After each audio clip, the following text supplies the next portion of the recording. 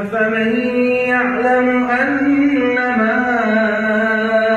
أنزل إليك من ربك الحق كمن هو أعمى إنما يتذكر أولو الألباب الذين يوفون بعهد الله ولا ينقضون الميثاق والذين يصلون ما أمر الله به أن يوصل ويخشون ربهم ويخافون سوء الحساب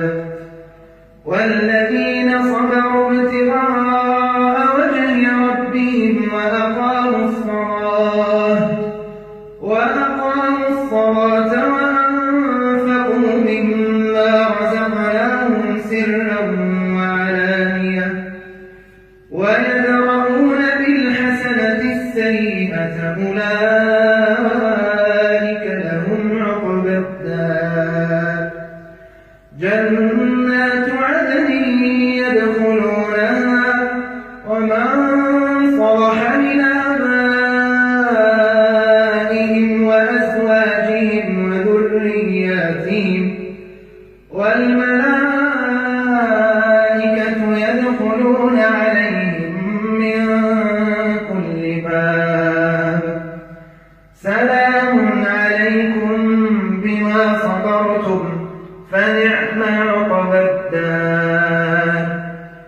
والذين ينقضون عهد الله من بعد ميثاقه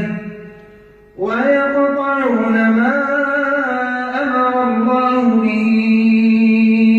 أن يوصل ويفسدون في الأرض أولئك لهم اللعنة وأولئك